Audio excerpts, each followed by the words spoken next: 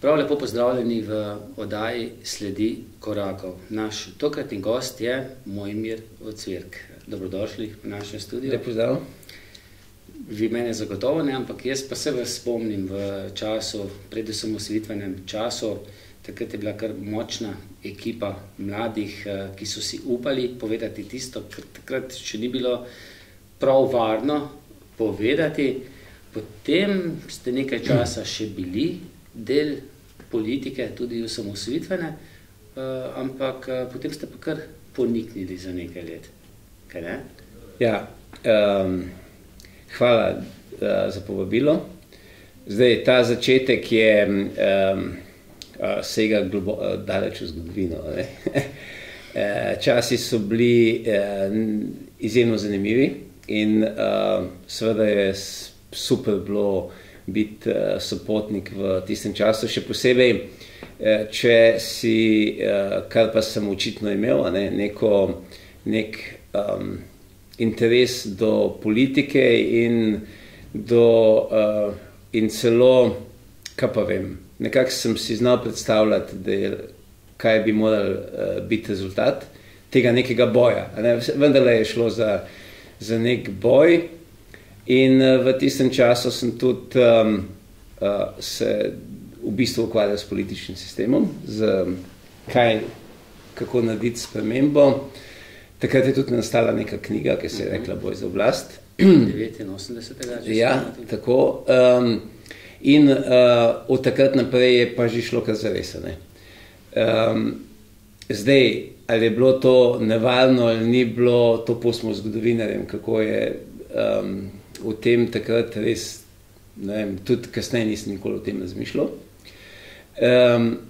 Je pa dejstvo, da je prišlo do sprememb, katerih nosilci je bila naša generacija, malo starejši, malo, pa ne samo politično, kulturno. Novinari, ne? Ja, vsekakor, ne. Ko bo govorilo o knjigi, moram že zdaj povedati, da skozi so kritike, da o novinarjih premalo ali pa nič ne govorim. Obstaja nek razlog, veš, pa sem tu zdaj pozabil na novinarje, ki so dejansko v tistih časih popisovali to, kar se je dogajalo. Niso bili to, kar mi gre ekstremno na živce, in to je, niso bili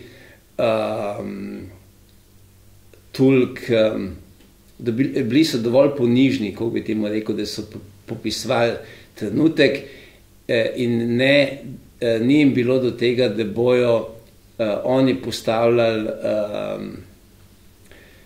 novega premiera, kar se mi danes zdi, da se jim zdi, da so tako močni, da lahko naredijo vse, postavljajo nove premiere, kire stranke bojo prišle v parlament in tako naprej. In seveda njihova moč je res, mislim, moč novinarstva je res ogromna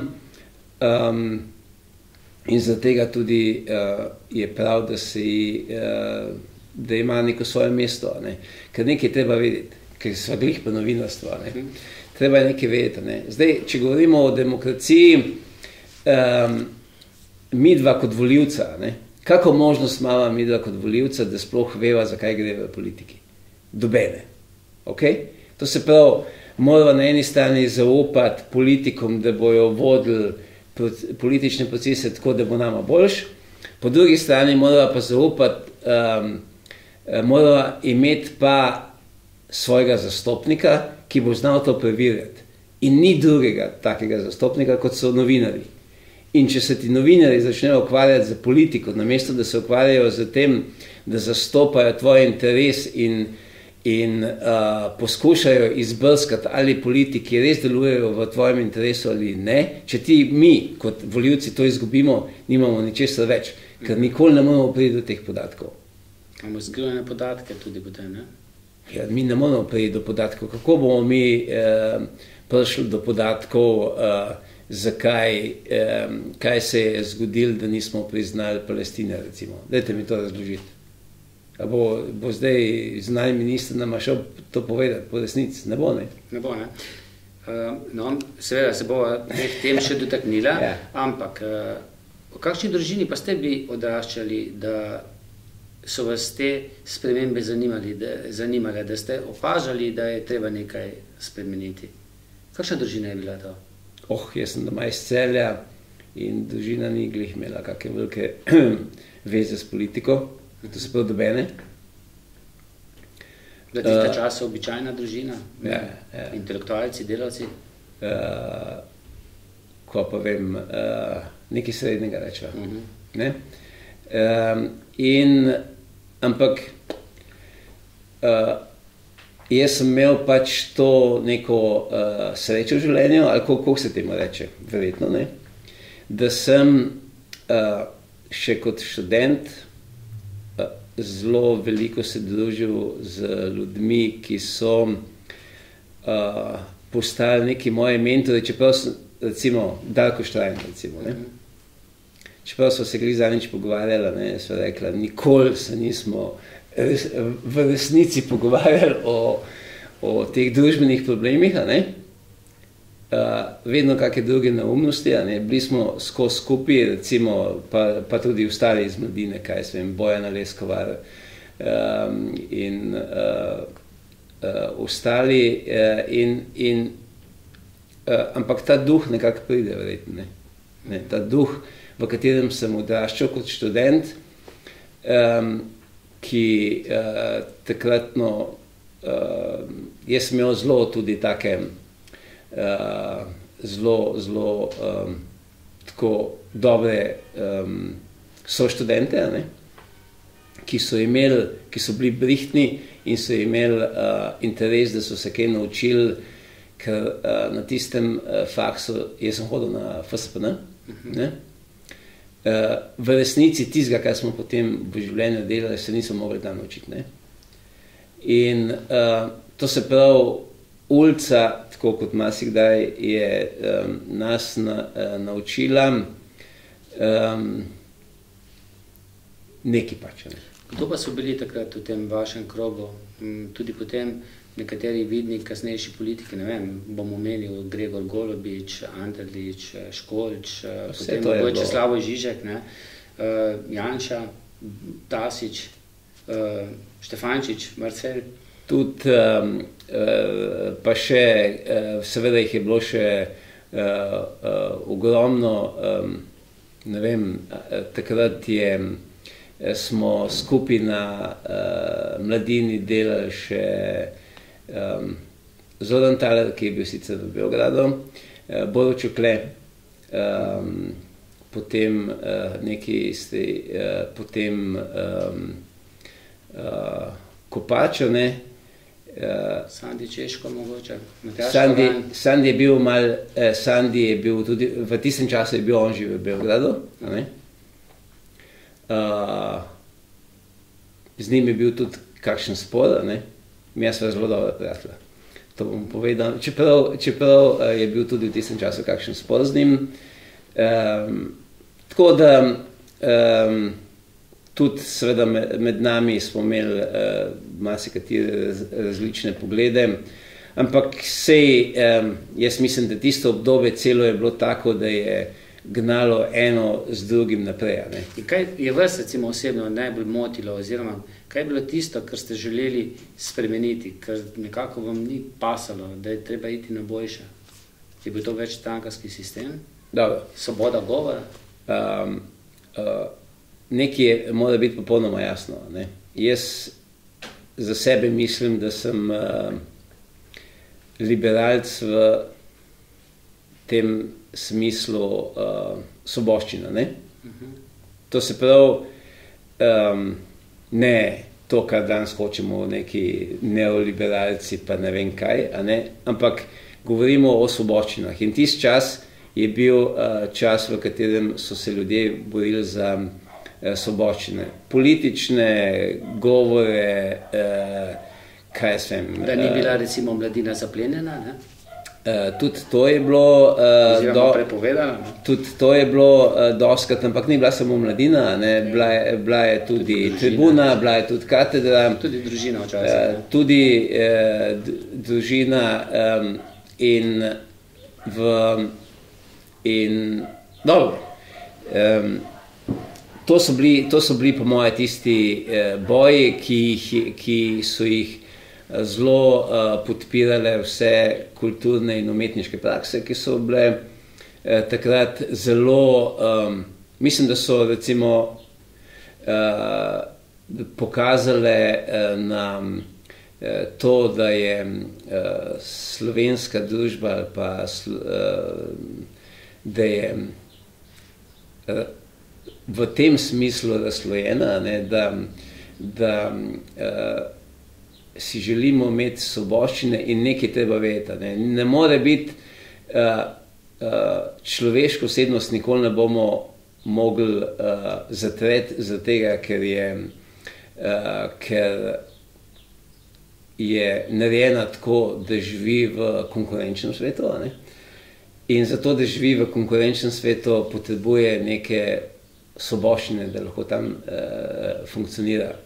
In zato je seveda mene potem pot vodila logično, ne, v podjetništvo, ne, ker se mi zdi, da je pa tisti najbolj trd prikaz tega, da je človek, da se človek bori na nekem trgu, kjer ni monopolov, in da to lahko počne samo na način, in to je dejstvo, samo na način, da to dela več ali manj svobodno. Ne. Zdaj, ne, te svoboščine so seveda lahko različne. Recimo v Sloveniji je že dost, imamo kar nekaj težav s tem, ne. Če odštejemo to, da tisk uspe ga tako grdo gledamo, ne? Če malce ven štagli, ne? Tako, če pa ne uspe, je pa tu hujš. Je pa še hujše, ja. Tako da, ampak to je vse podjetništvo. Ne moreš, znotraj podjetništva ni tega srednjega sloja. Ne? Ali uspeš, ali pa propadeš, ne? Ampak to tako je. Jaz sem vse od tega naredil. Jaz bi se pa še vseeno malce vrnil nazaj na tista leta. Dobro, ta naša generacija, ne vem, vse zase vem, niti nisem prav dobro razumel, kaj je to večstrankarski sistem, kaj so delnice. Razumel pa sem tisto, kar je delal Milošević recimo v Srbiji takrat, ali pa v Jugoslaviji še. In vsaj pri meni, bolj kot vedenje, kaj je demokracija, je bilo vedenje, da si jaz želim, da je Slovenija samostojna. Je bila tudi to vaša želja, da pridemo do samostojne demokratične Slovenije? Pa mimo grede, se je ta želja, če je bila, izpolnila v popolnosti, ali še veliko manjka? Zdaj, v resnici je osamosvojitev, posledica kombinacije različnih politik v Sloveniji. V principu, jaz mislim, da mi smo se v glavnem ukvarjali z demokratizacijo družbe, in da so potem se temu priključile ideje o osamosvojitvi, ki so bile na nek način seveda logične, ker to, kar smo mi hoteli, ni bilo mogoče speljati v Jugoslaviji. Pa zdaj, jaz ne mislim, da je to posledica tisočletnih teženj Slovencev, ampak čisto konkretno je bilo to tako. Trenutek pravšnji. In takrat so se pač zraven zbrali ljudje, ki so znali tudi o tem, kaj povedati. Nismo bili vedno na isti valovni dolžini, ampak rezultat je po moje ugoden. In absolutno ne vidim, mi nikoli do zdaj ni bilo žal, da se je to tako zgodilo. Zdaj, seveda, lahko bi bilo, vedno je lahko boljše, vedno je lahko slabše, ampak bom rekel, tisto, kar je kasneje bila težava, je po moje bolj povezano z kakimi zamirami in neznanjem, kot s tem, da je bilo s tem karkoli narobe. Odkje pa kljub temu, tu delim vaše mnenje, sem čisto zadovoljen s tem, da smo samostojni, da nismo več del Jugoslavije, da imamo svojo državo, mogoče bi bila lahko boljša, mislim, zagotovo bi bila lahko boljša, ampak odkje pri različni generaciji, tudi pri najni generaciji, toliko, ne če samo nostalgija, toliko nekega hrepenenja po kao, se malo karikiram, dobrih časih, dobremu življenju takrat. Mogoče zaradi tega, ker takrat ni bilo treba toliko samostojno odločati, ker so drugi namesto nas odločali. Zdaj smo pa bolj pripuščeni, recimo, da sami odločamo o svojem življenju. No, zihar je težje odločati o svojem življenju, kot da nekdo drug pameten, fajn za tebe odločen. Ampak to je dosti velika iluzija, ne?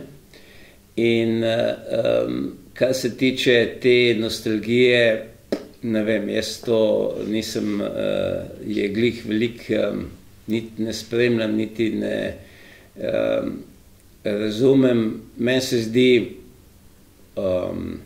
zanimivo,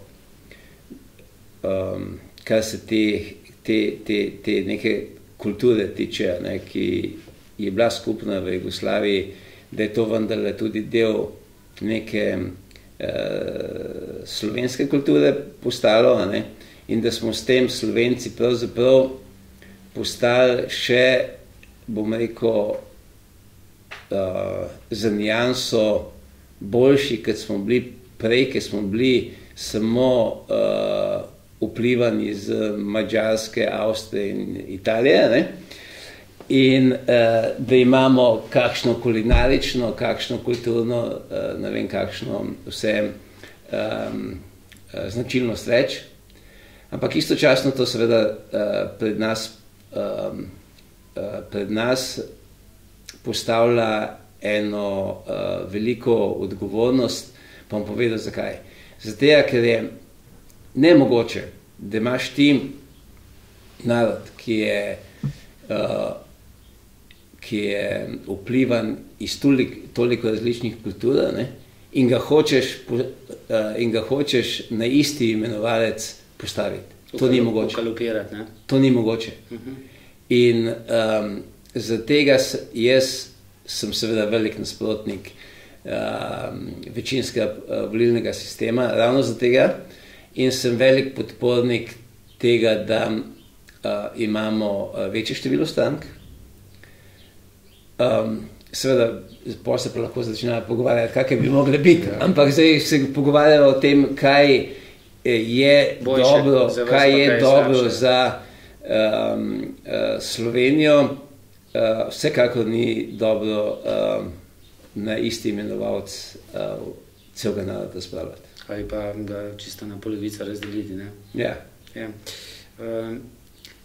Prej, ko smo se pripravljali na oddajo, ste dejali, da veliko članov te vaše generacije se potem ni zelo aktivno vključilo v politiko, zaradi enega preprostega vedenja, ker ste nekako začutili, da imate premalo političnega znanja napram nekaterim, ne vem, Milan Kučan, Janez Drnovšek, ki so imeli tega znanja političnega bistveno več, predvsem v pogajanjih z bivšimi kolegi v drugih republikah.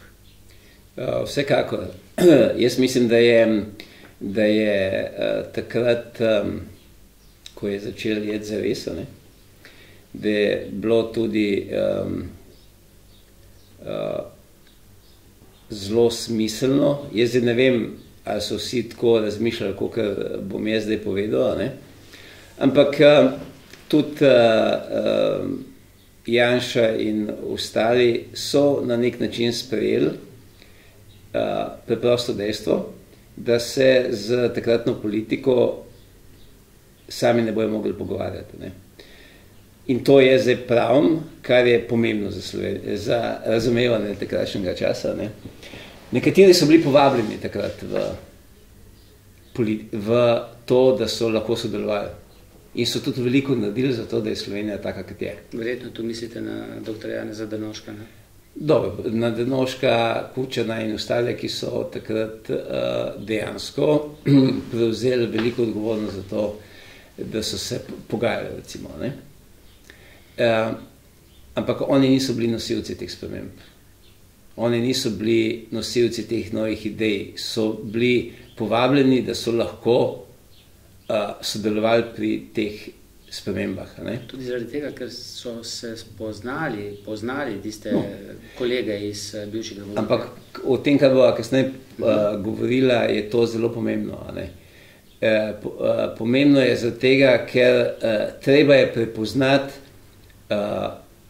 preprosto dejstvo, da v politiki, v marsikateri procesih, veščinah je treba nekaj vedeti, zato da si lahko uspešen. Ne?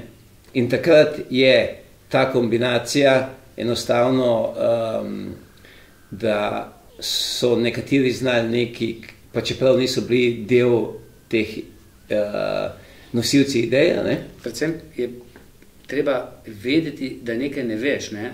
In poiskati znanje pri drugem. Ne pa odklanjati tisto znanje. Tako je.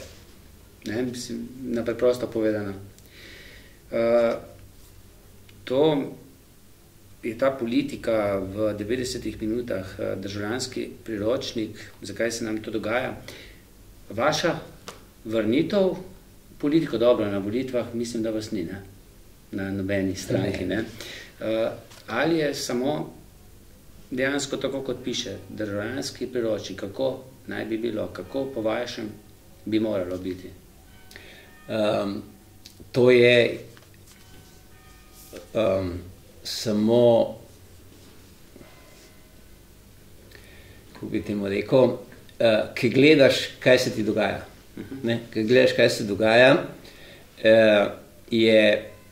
meni je popolnoma jasen, tak tekst za sabo povleče. Kup enih vprašanj, zdaj ta je pripadal poslu, pa se bo šel zdaj zopet politiko ali ne vem kaj. Realnost je pa taka, če po pravic povem, kup je ljudi, ki so bili pred mano poklicani za to, da nekaj takega napišejo, pa niso. In za to, da vse nekaj vemo o tem, kako politika nastaja in kaj je vse potrebno, to znanje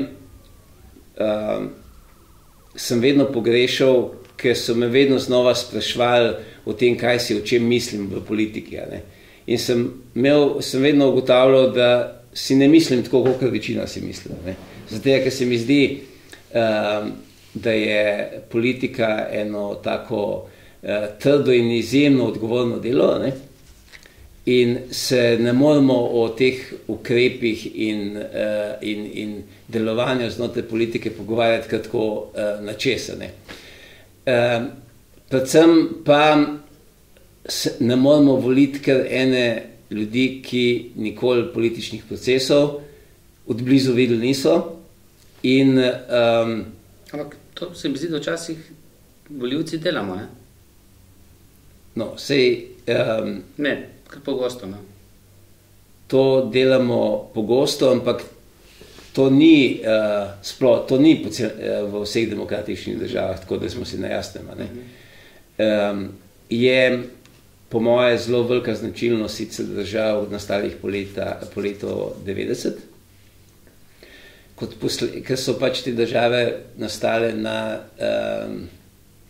neznanju o tem, kakve so značilnosti družbe. Ali pa so druge države? Ne. Čez to šle?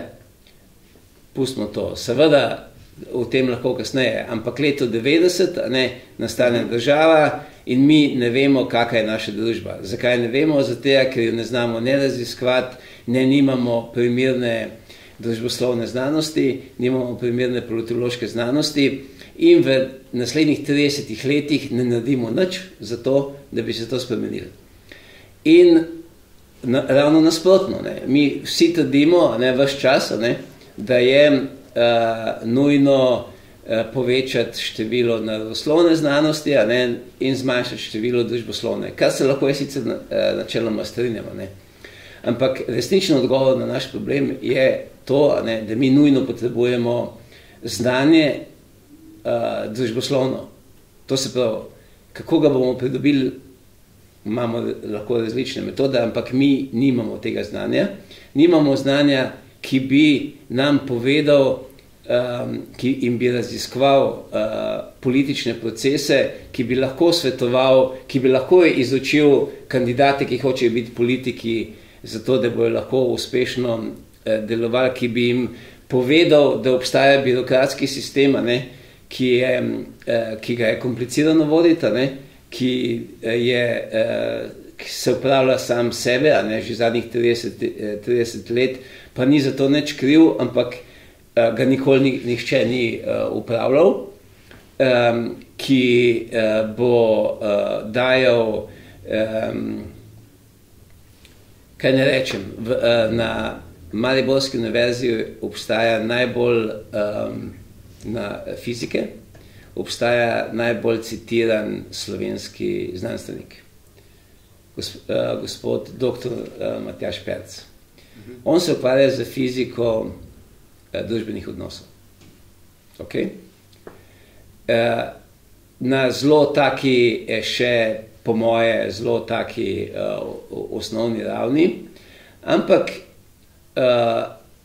dela nekaj, kar v družboslovju nikoli nismo mogli, nismo doživeli. Se pravi, ukvarja se z empiričnimi raziskavami, kaj se znotraj politike dogaja, kaj se znotraj družbe dogaja, da so potem neki efekti, da je korupcija, da je uno, da je tretje. Okay?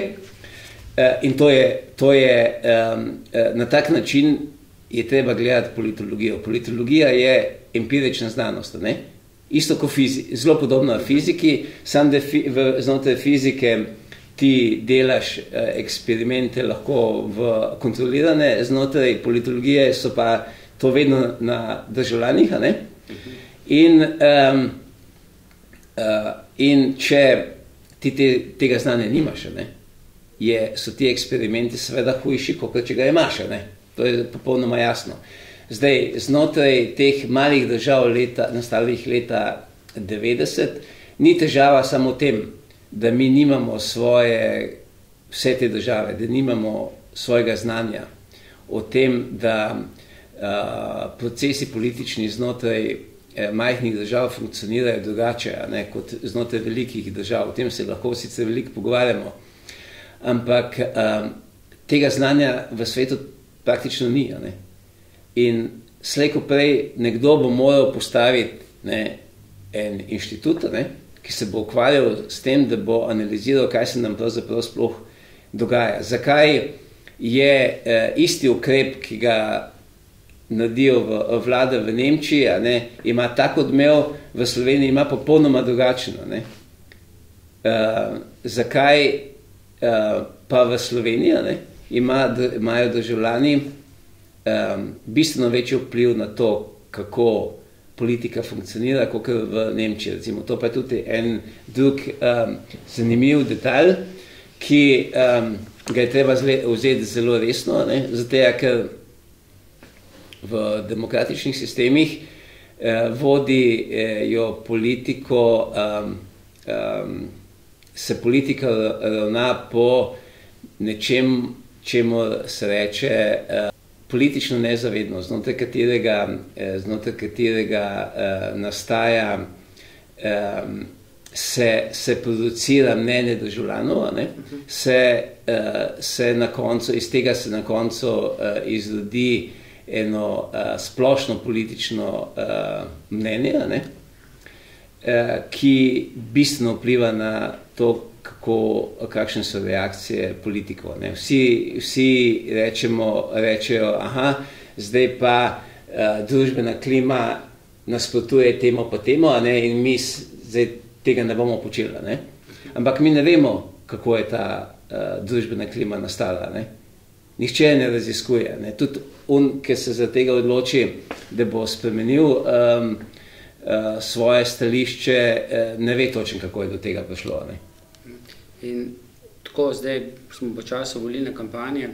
Kako gledate na ta izbor, skoraj rekordni izbor vseh list strank, ki letos sodelujejo na volitvah, pa tudi na kakšno nerodnost, katere izmed list ali pa strank, ki je storile kakšno napako in se skoraj da onemogočile za vstop v parlament.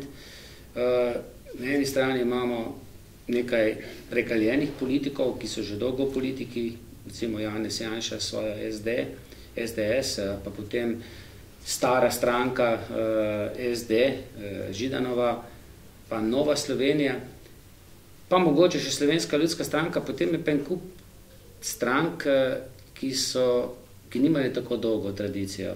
Kaj napovedujete, kaj opažate v teh dneh? Kaj se bo zgodilo v Sloveniji? Zdaj, nekaj mora biti jasno. Jaz se vsebinsko ne bom opredeljeval do njih, ker me to niti pretirano ne zanima. Ampak, če pa gledava tako formalno na te stvari, ne verjamem, da bo kakšno presenečenje. Ne?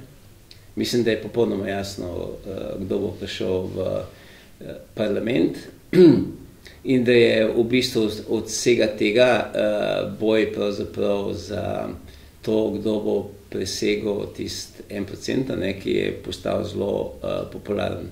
In tukaj moram reči, jaz sem velik... Zato, ker so stranke potem še 4 leta financirane. Jaz sem velik podpornik tega, to moram povedati. Namreč, zdi se mi, da je to edini način inoviranja politike. Edini način inoviranja politike je, da se nekaj novega nastane. Da nekaj novega pride do 1% in ima potem možnost se do naslednjih volitev preživeti, delati, karierati. In je to nekakšen politični start-up, ki mora v 4 letih zrasti do tega, da lahko tekmuje, da bo prišel v parlament. In tukaj je, mislim, da po moje odgovornost državljana zelo jasna.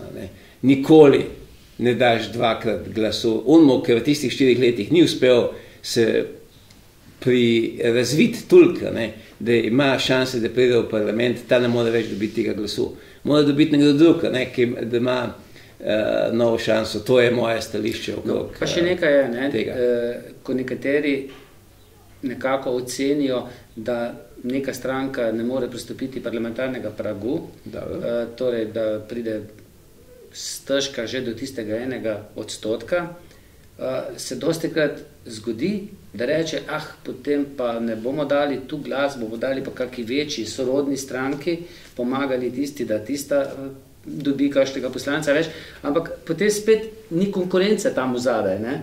Dobro, ampak vse to se dogaja in na to vse ne moramo imeti vpliva, ampak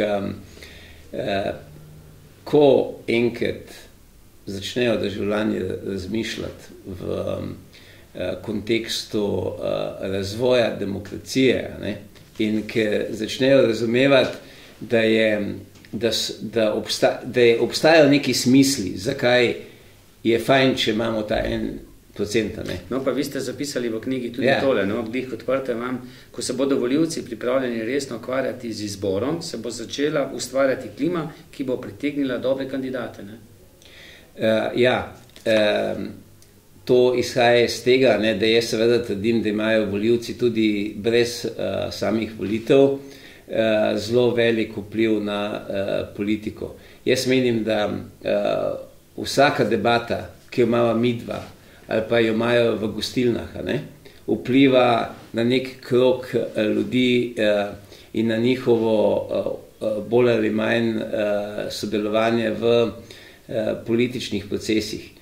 In vsi ti procesi seveda delujejo nezavedno, in kreirajo to, kar so prej rekla, politično klimo, ki kar naenkrat nihče ne ve točno kako, vplivajo na to, kako se bo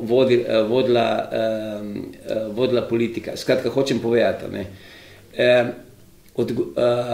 volivci imajo vsak dan, so del te politike, in če volivci v uni gostilni ne zahtevajo, če nimajo te ideje, da mora biti politik izobražen, da mora kaj vedeti, in če to svojemu sodelavcu ne reče vsak dan, do tega nikoli ne bo prišlo.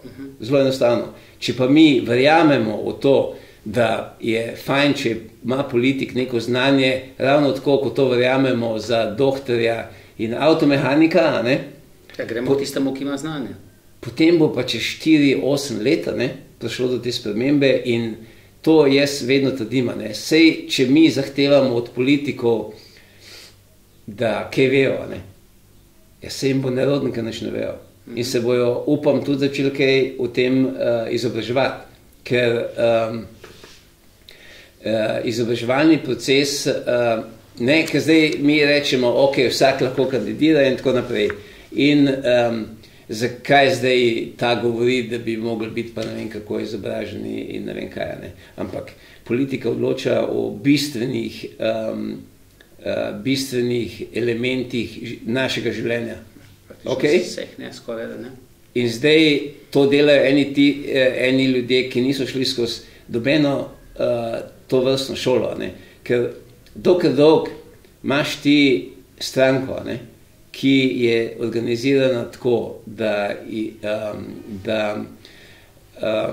izvaja naloge, ki jih stranke imajo. Stranke pa imajo jasne naloge. To je kadrovska, to je izobraževalna in seveda ideološka, da pač da neke ideje v reševanju družbenih problemov spravijo naprej.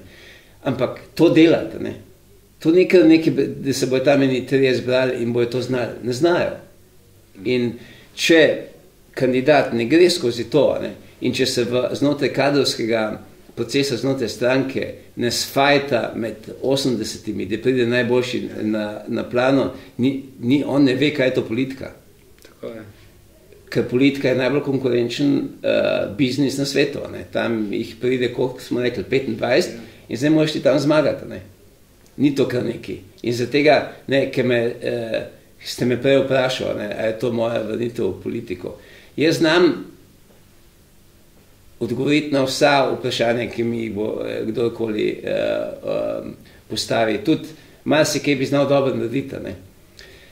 Ampak če v politiki, če nimaš tistega žara, to se pravi tistega fajta, da se boš 4 leta pa 8 let boril za tisti svoj prav in da boš prišel na oblast, tem bolj, če da ne greš, je to težava.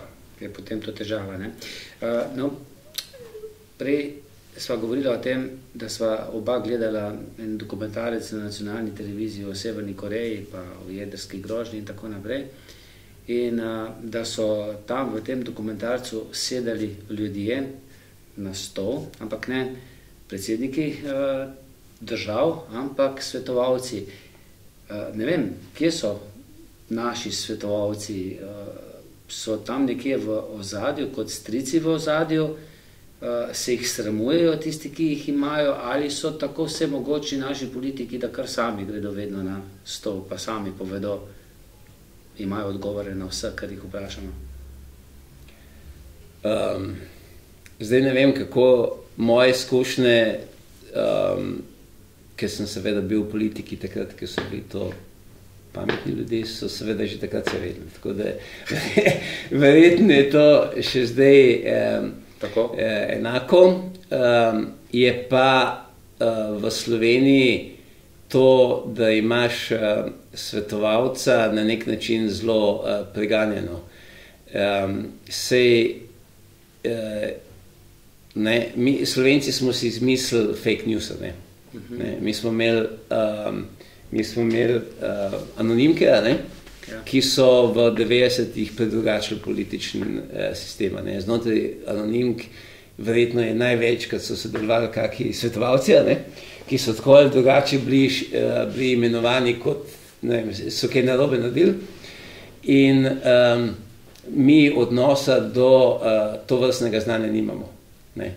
Tako da mislim, da je to oboje, no, da seveda vse vejo, ampak tudi, da čisto zares, ne, odnosa do znanja nimamo. Prej ste omenili novinarje. Jaz mogoče še nekaj opažam, tudi če se pa že pojavi svetovalec, ne, kaj najprej slišimo potem v osrednjih medijih, koliko stane.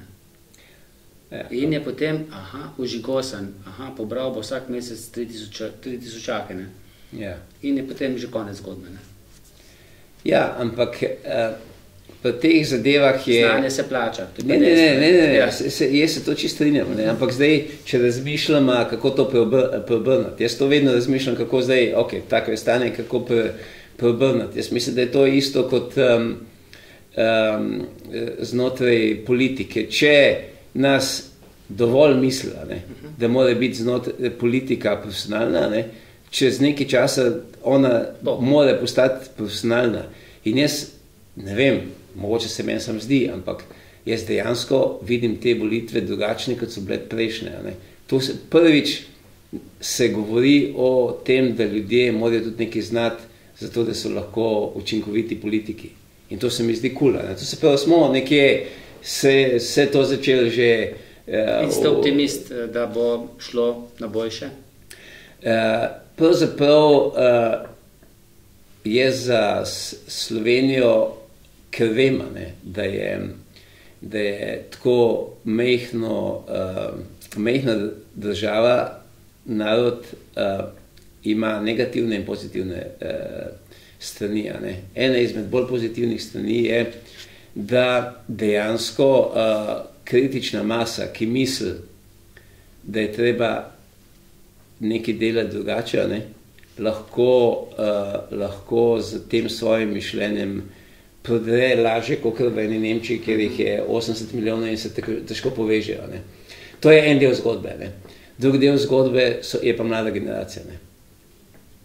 Jaz mislim, da mi čisto brez veze, da se začnemo, da govorimo o tem, kako mlada generacija ne participira.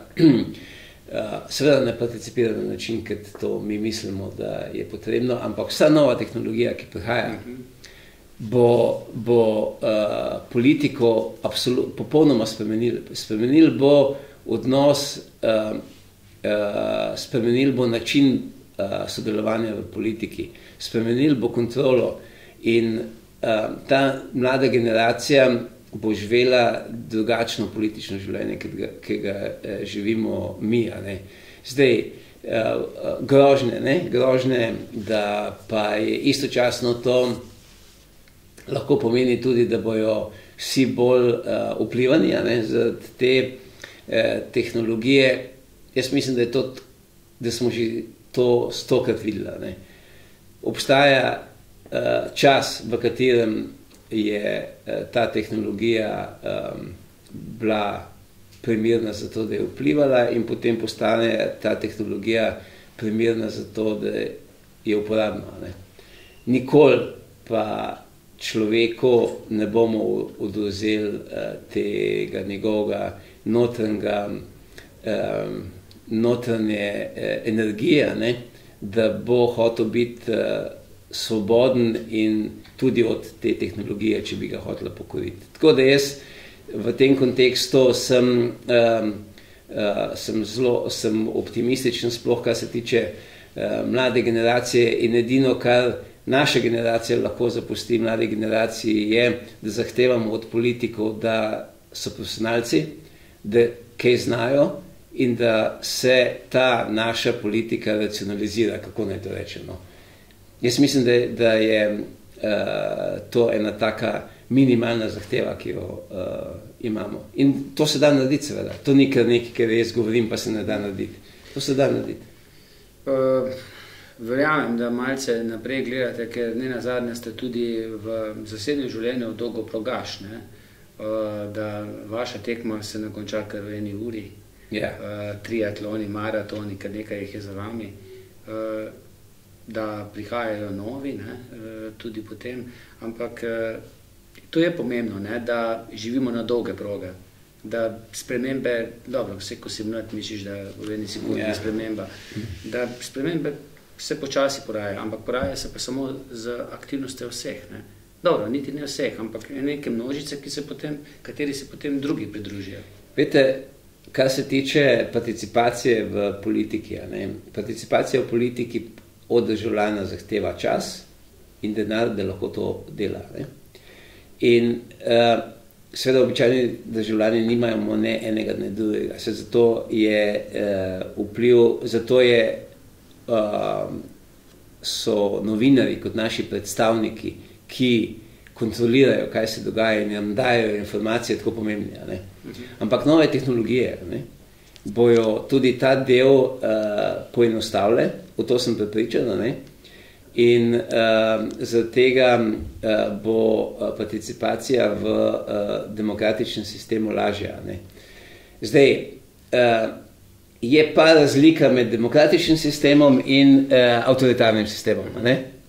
V avtoritarnem sistemu nisi imel problema s tem, da nimaš cajt s politiko ukvarjati.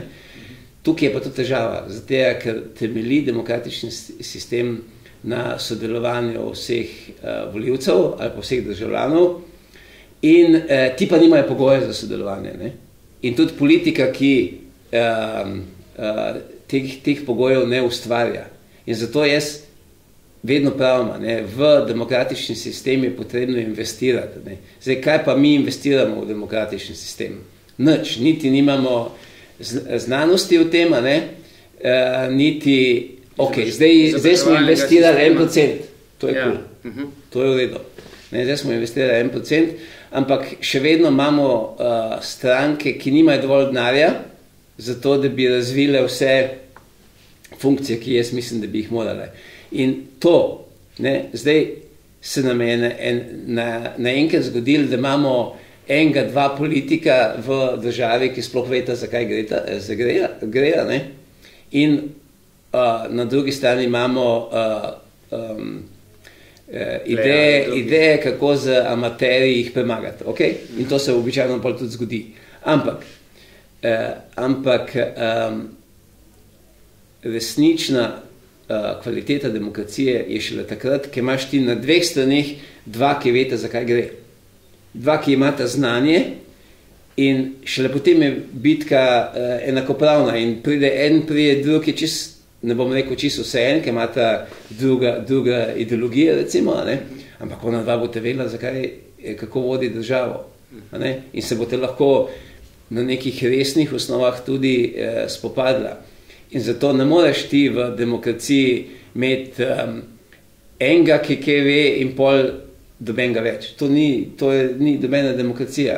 In pol se vse skupaj izrodi, še posebej v teh mlajših demokracijah, ki imajo še en drug problem, ki ga bom zdaj navedel, velja pa ne samo za te po 91, tudi za Turčijo, arabski svet in tako naprej.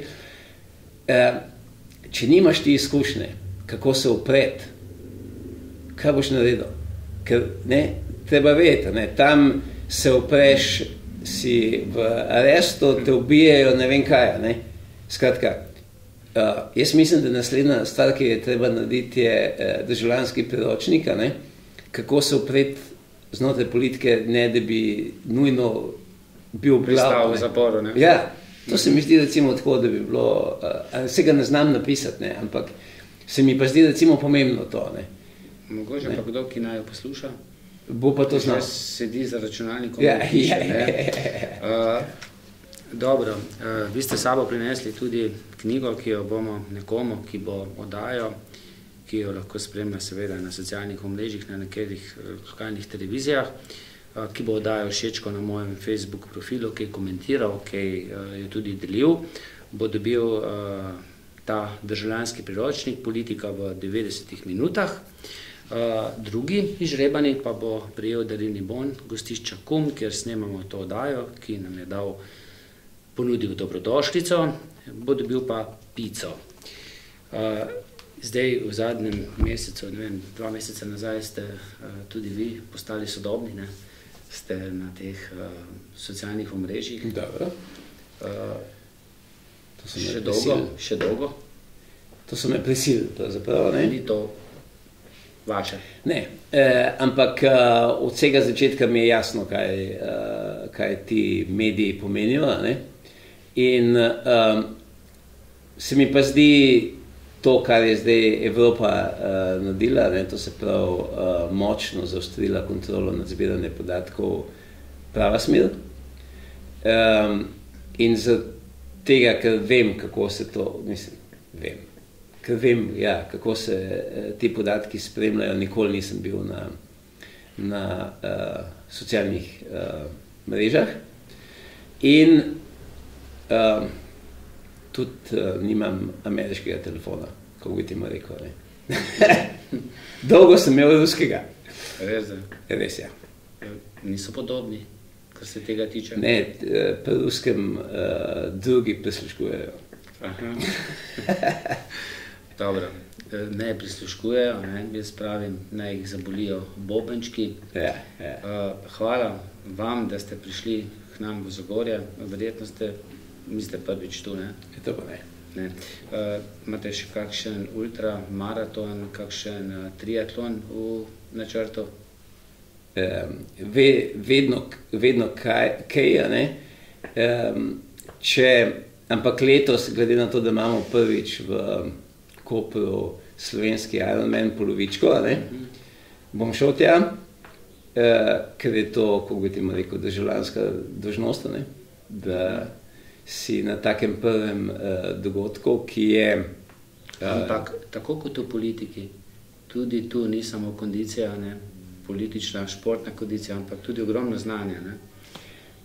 Kako to kondicijo potem razporediti? To ja, predvsem pa, če nimaš v glavi to, ne, da greš na take dogodke samo za skupino prijateljev in da ti je to fajn, ne, je to čisto brez veze. Ker potem se dogajajo take stvari, kot je dopingiranje rekreativcev, ne, in tukaj je stvar popolnoma jasna, ne. Vsi, ki so 7% hitrejši od mene, so dopingirani. To je popolnoma jasno. Mislim, sam priznajo, ne? Ja, pač ne priznajo, ampak se ne gre za to, jaz sploh ne razumem, zakaj bi bilo to potrebno, ampak to je preprosto dejstvo. In znotraj tega triatlona je ravno toliko, koliko znotraj kolesarstva ali pa teka. Še veliko triatlonov, ne? Hvala lepa. Hvala še enkrat, vam pa hvala za pozornost in srečno.